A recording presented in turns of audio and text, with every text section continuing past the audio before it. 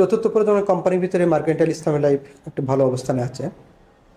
আমরা 2024 সাল অনেক ঝামেলার ভিতর দিয়ে গেছে। দেশের প্রেক্ষাপট, রাজনৈতিক প্রেক্ষাপট, অর্থনৈতিক প্রেক্ষাপট, আমাদের প্রেক্ষাপট সব কিছু মিলে 2023-এ যে ব্যবসা করছিলাম তাছাড়া 2024-এ ভালো ব্যবসা করছি। আমরা ফার্স্ট ইয়ার ব্যবসা বাড়ছে, নবায়ন ব্যবসাটাও বাড়ছে। এবং আমি টোটাল 2024-এ ব্যবসা করছি ফার্স্ট ইয়ার এবং নবায়ন মিলে প্রায় 53 কোটি টাকার, যেটা 2023-এ ছিল 41 কোটি। এখানে প্রায় 12 কোটি টাকার ব্যবসা বাড়ছে আমার। আর এর আলোকে এখন তো 2025 সালে কাজ শুরু করেছি। ইনশাআল্লাহ 25 সালে অনেক ভালো কিছু করবো বলে আশাবাদী। ইতিমধ্যে বেশ কিছু পরিকল্পনা নিয়ে আমরা সামনে আগাচ্ছি। আমি 2025 সালে যে মাঠ কর্মীদের সুযোগ সুবিধার জন্য বেশ কিছু সার্কুলার ইস্যু করছি। ইতিমধ্যে আমরা বার্ষিক কনফারেন্স করছি। কনফারেন্স করে 2024-এ যে লাপানো যা ছিল এগুলো সব গ্রাহককে কর্মকর্তাদের দিয়ে দিচ্ছি। তারা খুব উৎসাহের সঙ্গে এটা করে নিয়ে মাঠে চলে গেছে এবং মাঠে তারা কাজ করছে। তাদের ভিতরে যথেষ্ট উৎসাহ উদ্দীপনা লক্ষ্য করা যাচ্ছে। আশা করি যে 2025-এ 24-এর দ্বিগুণ ব্যবসা করা সম্ভব। এইভাবে আমি এটাকে পরিকল্পনা নিয়ে সাজিয়েছি।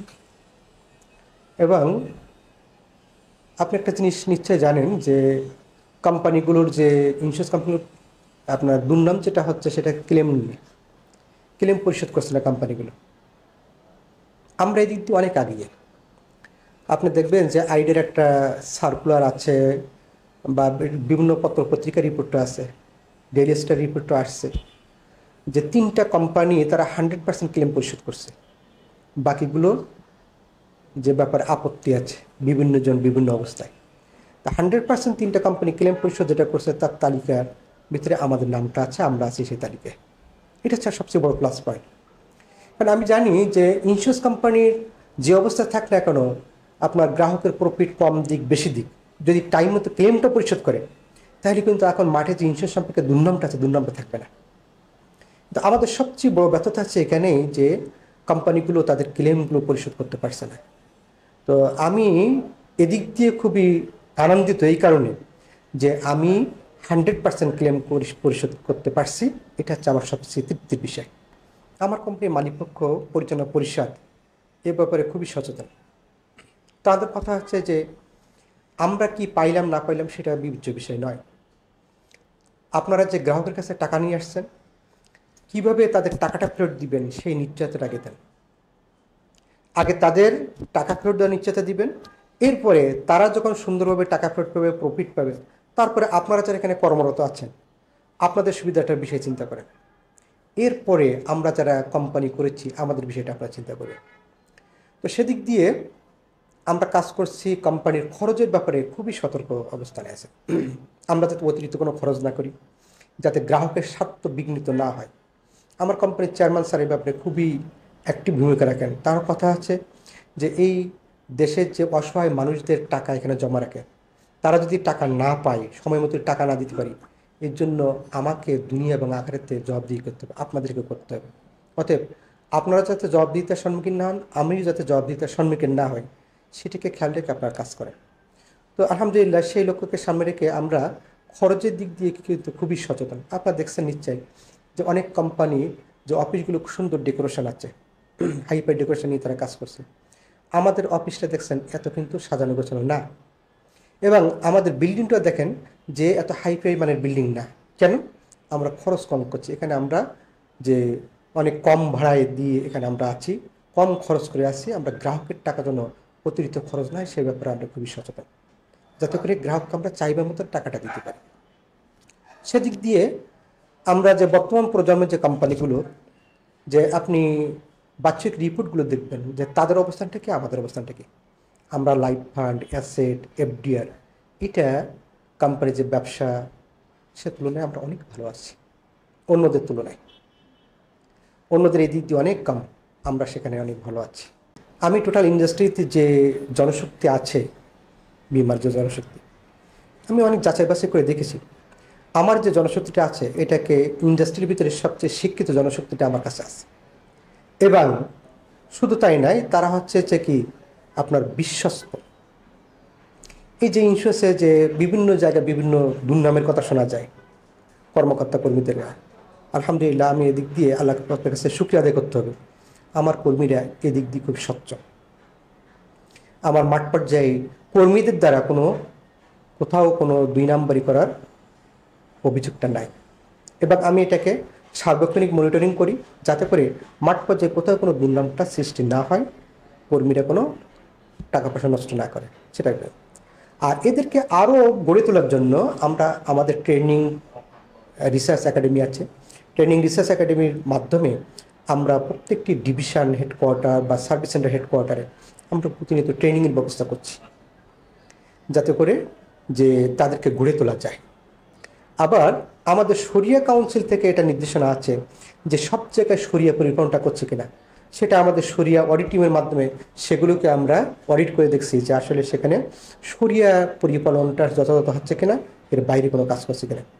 যার ফলে আমি মনে করি যে আমার যে জনশক্তিটা আছে এইটাকে দিনের পর দিন আমরা এটাকে ভালো অবস্থানে নেওয়ার জন্য যে কাজগুলো করা দরকার আমরা করে যাচ্ছি। এবং এরপরও আমরা আরও কিছু নতুন পরিকল্পনা নিয়ে সামনে এগোনোর চেষ্টা করি, যাতে তার আরও সুন্দরভাবে তাদেরকে গড়ে তোলা যায়, তাদেরকে দিয়ে আরও ভালো কাজ করা যায়। এটা করতে সাথে সাথে আমাদের যে টেকনোলজি যেটা আছে সেটাকে অত্যন্ত সুন্দর টেকনোলজি, সব কিছু অনলাইন সিস্টেম, অফলাইনে কোনো কাজ হয় না। আমার গ্রাহক টাকা জমা দেয় অনলাইনে, বিকাশ, নগদ, রকেট, ইউক্যাশ, এটার মাধ্যমে গ্রাহক টাকা জমা দিতে পারে। এরপরে আপনার মার্কেন্টাইল ব্যাংক, সোশ্যাল ইসলামী ব্যাংক, এই ব্যাংকগুলোর মাধ্যমে গ্রাহক টাকা জমা দিতে পারে। সে বাড়িতে বসে টাকা জমা দেবে, ঘরে বসে টাকা জমা দিবে, সেখান থেকে তার রিসিপ্টটা রিসিপ্ট ডাউনলোড করতে পারবে, আমার অফিসে না আসলেও চলছে। আমাদের কর্মীদের পেমেন্টগুলো সব কিছু আমরা অনলাইনে পেমেন্ট করে থাকি, যে আপনার বিকাশ, নগদ, রকেট বা ব্যাংক অ্যাকাউন্টের মাধ্যমে পেমেন্ট করে থাকি। একজন গ্রাহক যে কোনো সময় তার যে ব্যালেন্সটা চেক করতে পারে, তাকে আমার অফিসে আসার প্রয়োজন হয় না, সে বাড়িতে বসেই তার ব্যালেন্সটা দেখতে পাবে, যা কত টাকা জমা হয়েছে, পরবর্তী কিস্তি কবে দিতে হবে, এটাকে তার চেক করার সুযোগ তার জন্য আছে। কর্মী তারাও তাদের তথ্যগুলো সব অনলাইনে তার ওই মোবাইলে যে অ্যাপস ডাউনলোড করা আছে, অ্যাপসের মাধ্যমে সেটাকে দেখতে পাবে। এখানে সুযোগটা তার জন্য আমি দেখছি। অতএব যে দক্ষ জনশক্তি গড়ার জন্য যে কাজটা আমরা এই যে অ্যাপস বা অন্য বিষয়গুলো নিয়ে আমরা প্রতি মাসেই যখন কর্মীদের নিয়ে মিটিং ডাকি, সেখানে আমাদের এই যে সেকশনের যারা ইনচার্জ আছেন তাদেরকে দিয়ে তাদেরকে আবার এই বিষয়গুলো কি আমরা ট্রেনিং দিয়ে থাকি, কীভাবে তারা এটাকে যে কাজগুলো করবে, গ্রাহককে বোঝাবে, কর্মীদেরকে বোঝাবে, মনিটরিং করবে, এগুলো আমরা তাদেরকে ট্রেনিং দিয়ে থাকি। যার ফলশ্রুতিতে আমরা এদিক দিয়ে অনেক এগিয়ে গেছি ইনশাল্লাহ। আর যে আমরা আরও বেশ কিছু বিষয় নিয়ে আমরা কাজ করছি, যাতে গ্রাহকের যে সহজে সেবাটা পেতে পারে, যে যেমন এসবি, ম্যাচুরিটি, এই সেবাটা যাতে আরও দ্রুত পেতে পারে সে ব্যাপারে আমরা কাজ করছি। প্রচলিত যে আইন, সেই আইনের মধ্য থেকে ইসলামী বীমা কোম্পানিগুলো কাজ করছে। ব্যাংকের জন্য একটা ইসলামী ব্যাংকের জন্য আলাদা একটা আইন তৈরি হয়েছে। বীমার জন্য একটি প্রবিধান ইতিমধ্যে পাশ হওয়ার কথা, তো আমরা এখন হাতে পাই না এই রিপোর্টটা। আর এটা না পাওয়ার কারণে আপনার প্রচলিত যে আইন আছে সেই আইনের সঙ্গে সামঞ্জস্য রেখে আমাদের শরিয়া কাউন্সিলের নির্দেশনার আলোকে আমাদের কার্যক্রমগুলো পরিচালিত করছি, যাতে করে আমরা ইসলামীভাবে চলতে পারি, গ্রাহককে ইসলামী সেবাটা দিয়ে দিতে পারি। আর পূর্ণাঙ্গ কাজটা করতে গেলে আমাদেরকে ইসলামী আইনটা প্রয়োজন। ইসলামী প্রবিধানটা পাশ হলে তখন যে আপনার শরিয়ার যে দিকগুলো আছে সেগুলিকে আমরা হয়তোবা শতভাগ বাস্তবায়ন করতে পারবো। আর এখন গভর্নমেন্টের আইনের সঙ্গে সাংঘর্ষিক রেখে কোনো কাজ করা যায় না, যেহেতু আমাদেরকে গভর্নমেন্টের কাছে জবাবদিহিতা আছে, বিধায় এই আইনের সঙ্গে সামঞ্জস্য রেখে আমরা যতটুকু পারছি করে যাচ্ছি। বর্তমান যে প্রকল্পগুলো আছে, যেমন আমাদের মেয়াদি বিমা, হজ বিমা, 4 কিস্তি বিমা, কিস্তি পলিসি যেগুলো আছে এগুলো আছে, শিশু শিক্ষা বিমা আছে, পেনশন বিমা আছে, এগুলো আমাদের আছে। এর সঙ্গে আমাদের এখন গ্রুপ ইন্স্যুরেন্স, হেলথ ইন্স্যুরেন্স এটা আছে। আমরা গ্রুপ এটা ভালো করছি। এখন অনেকগুলো ব্যাংকের সঙ্গে আমাদের ইতিমধ্যে কন্ট্যাক্ট হয়েছে, কাজ করছে। আর অনেকগুলো প্রতিষ্ঠানের সঙ্গে আছে। হেলথ ইন্স্যুরেন্স নিয়ে আমরা এখন কাজ করছি, যেটা আগে ছিল না। আমরা 2024-এর লাস্টে হেলথ ইন্স্যুরেন্স অনুমোদন দিয়েছি, এটা দিয়ে আমরা কাজ করছি। তো হেলথ ইন্স্যুরেন্স এবং গ্রুপ ইন্স্যুরেন্স যে বিষয়গুলো সেগুলোকে আরও ব্যাপকভাবে কাজ করা দরকার। কিন্তু আমাদের দেশের যে চলমান প্রেক্ষাপটে ইচ্ছা থাকলেও সব কাজটা যথাযথভাবে করা যায় না, কারণ অনেকগুলো প্রতিবন্ধকতা আমাদের আছে। কারণ আপনারা জানেন যে বিমা সেক্টরের যে বিষয়টা, এটা সাধারণ মানুষের কাছে এখন বিমাটা ওইভাবে গ্রহণযোগ্য নয়। মানুষের কাছে বিমার কথা বললে এটাকে পজিটিভ নেয় না, অনেক সময় নেগেটিভ নেয়। এবং আমাদের যে হেলথ ইন্স্যুরেন্সের সেবাটা দেওয়ার কথা, যেটাকে আপনার হাসপাতালে ভর্তি করার মাধ্যমে, সেখানে হয়তো আমাদের সেবাটা দেওয়ার কথা। কিন্তু বর্তমান দেশের যে প্রেক্ষাপটে, সেই প্রেক্ষাপটে আমরা হয়তো বা হাসপাতালে যথাযথ সেবাটা ওইখানে দিতেই পারছি না। অনেক ক্ষেত্রে এটা করতে গেলে যে দেশের যে 64 জেলা আছে, উপজেলা আছে, প্রত্যেকটা আপনার যে রিমোট এরিয়াতে আমাদের গ্রাহক আছে, ওই জায়গায় আমরা হাসপাতালের সঙ্গে কন্ট্যাক্ট নাই, বিদায় আমরা হাসপাতালে অনেক সময় বিলটা পেমেন্ট করতে পারি না। যখন একটা লোক অসুস্থ হয়, হাসপাতালে ভর্তি হয়, ট্রিটমেন্ট হওয়ার পরে তখন সে বিল সাবমিট করবো, বিল সাবমিট করার পরে আমরা বিলটা পেমেন্ট দিয়ে থাকি। তবে এই বিষয়গুলো আছে। এখন যে বিষয়টা প্রয়োজন আমি মনে করি যে আসলে এদেশের মানুষের অর্থনীতি নিরাপত্তার জন্য বিমাটা আসলে প্রত্যেকটা মানুষের জন্য বাধ্যতামূলক করা দরকার। জেনারেল ইন্স্যুরেন্সে যখন সরকার বাধ্যতামূলক করেছে যে একটা গাড়ি কিনলে তার ইন্স্যুরেন্স করতে হবে, লোন নিলে ইন্স্যুরেন্স করতে হবে, এক্ষেত্রে যেন বাধ্যতামূলক, লাইফের ক্ষেত্রে যদি এরকম প্রত্যেকটা মানুষের জন্য ইন্স্যুরেন্সটাকে বাধ্যতামূলক করা যেত, তাহলে আজকের দেশের প্রেক্ষাপটটা চেঞ্জ হতো। ইন্স্যুরেন্সের দুর্নামটা কাটতো, গ্রাহকরা উপকৃত হতো। কারণ আমরা তো মানুষের অর্থনীতির সেবা দিয়ে থাকি। একটা মানুষ যদি যে কোনো সময় মারা যায়, অ্যাক্সিডেন্ট করে, অঙ্গহানি যায়, পঙ্গুত্ব বরণ করে, হাসপাতালে ভর্তি হয়, তাহলে দুঃসময়ে তাকে আর্থিক সাপোর্টটা দিয়ে থাকি। এই সাপোর্টটা আমাদের পক্ষে দেওয়া সম্ভব হতো, ওই গ্রাহক আর্থিকভাবে লাভবান হতো, তাতে রাষ্ট্র উপকৃত হতো। কিন্তু সেই জায়গাটা আমরা এখনও তৈরি করতে পারি নাই। আশা করি যে বর্তমান আইডিয়ার এ ব্যাপারে অনেক সচেতন, অনেকগুলো কাজ করছে, সংস্কারমূলক কাজ করছে। যদি এটাকে সংস্কারমূলক কাজের ভিতরে নিয়ে যে গ্রাহকের পলিসিগুলো বাধ্যতামূলক করার জন্য পর্যায়ক্রমে, একসঙ্গে হয়তো হবে না, পর্যায়ক্রমে বাধ্যতামূলক করার কাজটা করে, তাহলে অদূর ভবিষ্যতে এদেশের মানুষ প্রত্যেকে বিমার আওতায় আসবে এবং বিমার সেবাটা তাদের জন্য সুনিশ্চিত হবে, সেবা পাবে ইনশাআল্লাহ।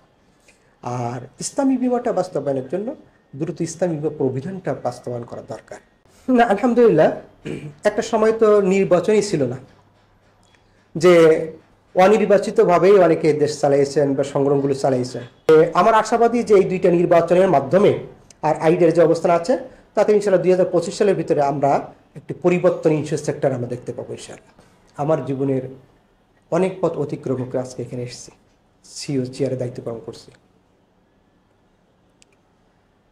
আমার স্বপ্ন মার্কেন্টাইলকে সুন্দর করে সাজানো। বাংলাদেশের যে এখন 36টি লাইফ ইন্স্যুরেন্স কোম্পানি আছে, এটাকে একটা প্রজন্ম নেয়, 4টা প্রজন্মে এই কোম্পানিগুলো, 4টা 5টা ধাপে এই কোম্পানিগুলো আসছে। চতুর্থ প্রজন্মের কোম্পানি আমার একটা। এই চতুর্থ প্রজন্মের যে কোম্পানি আছে, তার ভিতরে আলহামদুলিল্লাহ আমরা একটা ভালো অবস্থানে আছি। আমি চাই এই কোম্পানিকে চতুর্থ প্রজন্ম শুধু নয়, যে প্রিমিয়ামে হয়তো বা যে সবার উপরে যেতে গেলে সেটা আরও অনেক সময় বিষয়, কিন্তু গুণিয়ে মানে এই কোম্পানিটাকে আমি যে টোটাল ইন্ডাস্ট্রিতে জন্য শ্রেষ্ঠ পর্যায়ে নিয়ে যাওয়া যায়, সেই পরিকল্পনা নিয়ে কাজ করছি। এবং আমার কোম্পানিতে কেন আসবে একজন গ্রাহক, সেটার জন্য কারণ একটাই। প্রথমত, আমার কোম্পানিটা একটা সুদমুক্ত শরিয়া ভিত্তিক পরিচিত কোম্পানি, এই সেবাটা আমি গ্রাহকদেরকে দিচ্ছি। তাহলে আমার দেশের যে 90% মানুষ মুসলিম, তারা যদি ইসলামী সেবা চায়, সুদমুক্তভাবে তারা চলতে চায়, তাহলে আমি মনে করি তারা যদি নিজের একটু যাচাই বাছাই করে দেখে, তাহলে আমার কোম্পানির বাইরে যাওয়ার কথা নয়। কারণ আমার দেশে আরও অনেকগুলি ইন্স্যুরেন্স কোম্পানি আছে ইসলামী, কিন্তু অনেকেই নামি ইসলামী থাকলেও তাদের কামে ইসলামটা খুঁজে পাওয়া যায় না। নামি ইসলাম আছে, তার বডিতে ইসলাম নাই, নামি ইসলাম আছে, তার কাজেতে ইসলাম নাই। আলহামদুলিল্লাহ, মার্কেন্টাইল ইসলামী লাইফ ইন্স্যুরেন্স কোম্পানির নামে ইসলাম আছে, আমাদের বডিতে ইসলাম আছে, আমাদের কাজে কর্মের সব জায়গায় ইসলাম আছে। তাহলে একজন সচেতন গ্রাহক যদি ইসলামী কার্যক্রমটা চিন্তা করে, ইসলামী অর্থনীতির কথা চিন্তা করে যদি সামনে আগায়, তাহলে মার্কেন্টাইল অবশ্যই আসবে ইনশাআল্লাহ। দ্বিতীয়ত বিষয়, আমরা গ্রাহকের যে পেমেন্টগুলো, এসবি পেমেন্ট, আমরা ডিউ টাইমে আমরা তার পেমেন্টটা দিচ্ছি, একদিনও লেট করছি না। যেদিন তার টাকা পাওয়ার কথা ওই দিন সে টাকাটা নিতে পারছে। ম্যাচুরিটি, এই ম্যাচুরিটিগুলো ডিউ টাইমের ম্যাচুরিটি দিচ্ছি, কোনো গ্রাহকের কাছে কোনো কমপ্লেন ইনশাল্লাহ পাবেন না। তারা যেদিন ম্যাচুরিটি হচ্ছে সেদিন তারা টাকা পাচ্ছে। এরপরে ডেট ক্লেমগুলা আমরা অল্প সময়ের ভিতরে দিচ্ছি। আমরা দেখা যাচ্ছে যে 10 দিন 15 দিনে আমরা ডেট ক্লেম পরিশোধ করছি। আমার কাছে যদি আসে, আমার এখানে আবেদন আসার সাথে আমরা একটা যাচাই বাছাই করে যদি তার তদন্তের প্রয়োজন হয়, আমরা দ্রুত তদন্ত দিয়ে দিচ্ছি। তদন্ত রিপোর্ট আসার সাথে আমরা প্রতি সপ্তাহে ক্লেম কমিটির মিটিং করে যখন যেটা আসছে দ্রুত সমাধান দিচ্ছি, দিয়ে এটাকে গ্রাহককে পেমেন্ট করছি। ইনশাল্লাহ আজকে এভাবে এই দাবিগুলো পরিশোধ করার কারণে আইডিয়ার আমাদেরকে তাদের 100% ক্লেম পরিশোধের তালিকায় নামটা আমাদেরকে রাখছে। তো একদিক দিয়ে যে দেখা যাচ্ছে যে ইন্স্যুরেন্সের দুর্নামটা যেটা সৃষ্টি হয়েছে ক্লেমটা না দেওয়ার কারণে, আমি এদিক দিয়ে ইনশাল্লাহ এগিয়ে আছি। তো এই সকল দিক চিন্তা করলে একজন গ্রাহক অবশ্যই অন্য কোম্পানিতে না যেয়ে মার্কেন্টাইল ইসলামী লাইফে আসবে।